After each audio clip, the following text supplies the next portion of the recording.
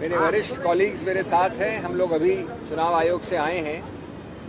विभिन्न कंप्लेंट्स थी। मैं 3-4 बिंदुओं को बहुत संक्षिप्त रूप से आपके सामने रखना चाहता हूं।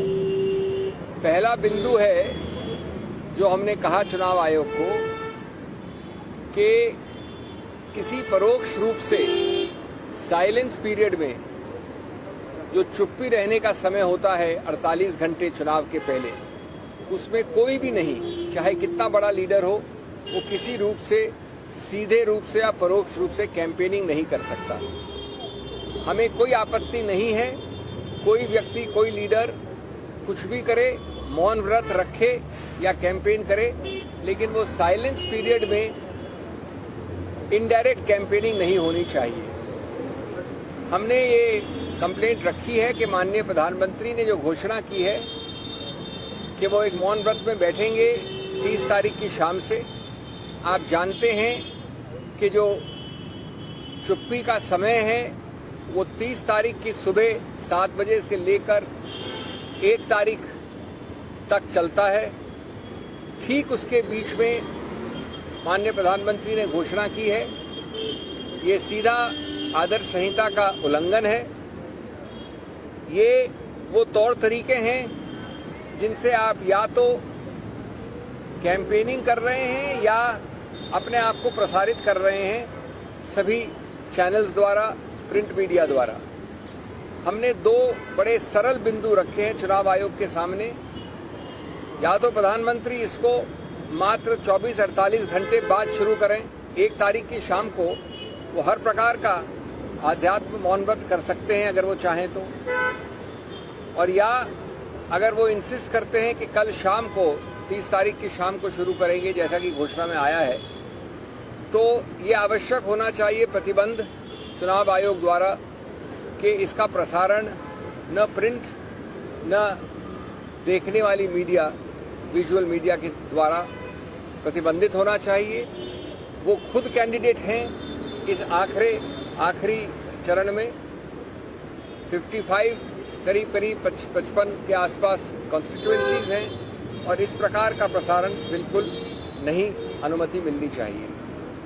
हमारा दूसरा एक मुद्दा है संक्षिप्त में कि बड़े भद्दे, अभद्र, भर्त्सना योग्य बीजेपी फॉर इंडिया के औपचारिक ऑफिशियल हैंडल से इश्तिहार निकाले जा रहे हैं जिसमें धर्मों और समुदायों के बीच में सीधा वैमनस्य फैलाने का एक सीधा प्रयत्न नहीं है, सीधा वैमनस्य फैलाया जा रहा है।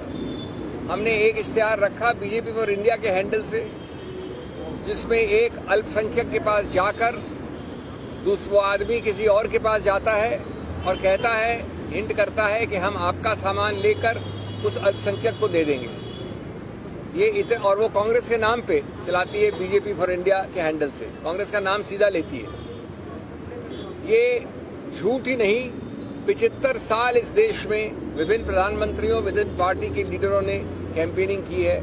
इस प्रकार से किसी सत्तारूढ़ पार्टी या किसी विपक्ष पार्टी ने ऐसी भद्दी अभद्र कैंपेनिंग नहीं की है।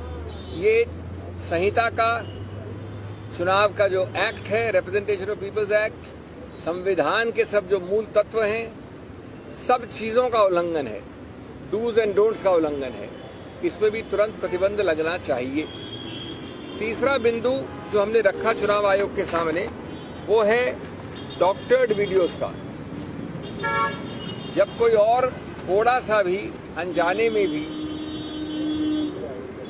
अगर फेक वीडियो या डॉक्टर्ड वीडियो चलाता है तो हमने देखा है कि कंप्लेंट्स होती हैं, चुनाव आयोग तुरंत एक्शन लेता है। कई बार गलत फेक कंप्लेंट्स की हैं सत्तारूढ़ पार्टी ने। हमने उनके समक्ष एक कंप्लेंट रखी है जिसमें कि सीधा राहुल गांधी के भाषण को विकृत किया गया। राहुल गांधी ने आप लोगों के सामने उस भाषण में, उस रैली में 3 बार हिंदी और अंग्रेजी में दोनों बार कहा कि आप नोट कर लीजिए कि 4 तारीख के बाद इस देश में प्रधानमंत्री के पद पे नहीं रहेंगे।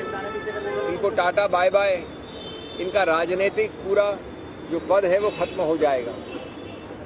उसी वीडियो को उसी भाषा में चलाकर एक बहुत बड़े बीजेपी भाजपा के समर्थक ने, जिसके 66,000 व्यूज हैं, उसमें सिर्फ 2 शब्द बदले और कहा कि राहुल गांधी कह रहे हैं कि 4 तारीख के बाद प्रधानमंत्री मोदी ही आएंगे। ये अगर दुखद नहीं होता तो मजाकिया होता कि राहुल गांधी उस रैली में कह रहे हैं कि 4 तारीख के बाद माननीय प्रधानमंत्री वापस सत्ता में आएंगे। इस प्रकार के जो प्रयत्न हैं जिससे कि आप फैलाना चाहते हैं, इस पूरे देश में मिथ्या प्रचार करना चाहते हैं, ये भर्त्सना योग्य हैं। और अंतिम बात मैं कहूंगा, एक बड़े जाने माने रिपीट ऑफेंडर है, सीरियल ऑफेंडर कहूंगा उनको, इन मामलों में सीरियल किलर कहा जा सकता है।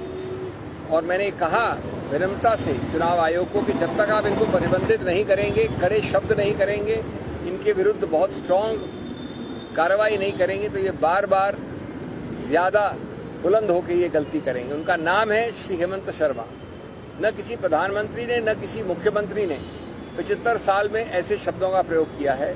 माननीय हेमंत शर्मा जी कहते हैं 22 मई 2024 को कि अभी तक 300 दिए आपने, हमने राम मंदिर बना दिया, अब 400 से ज्यादा देंगे तो हम मस्जिद ए, मस्जिद बी, और वो नाम लेते हैं वाराणसी का और मथुरा का, उस सबको तोड़ के वहां मंदिर बना देंगे।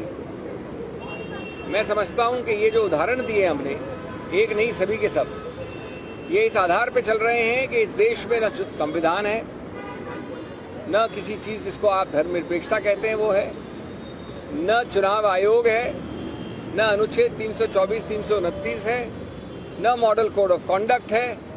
ये काम ऐसे बोल रहे हैं, ऐसा प्रकाशित कर रहे हैं जैसे कि यहाँ पर सिर्फ जंगल राज है।